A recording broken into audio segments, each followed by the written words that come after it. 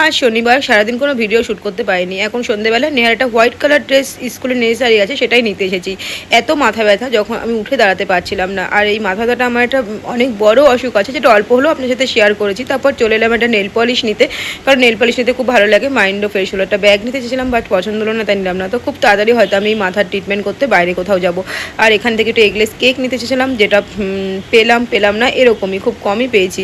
তারপর চলে এলাম রাতের জন্য দুটো আলু পরোটা নিতে। ব্যাস, এবার আলু পরোটা নিয়ে বাড়ি চলে হয়ে গেল আমার যা যা দরকার ছিল।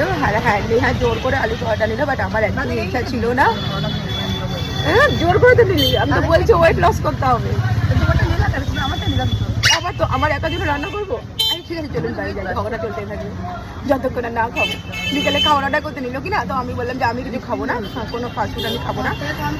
ব্যাস, তো ও বলছে আমিও তাহলে খাবো না। এরকম ওয়েট লস করতেই হবে, এটা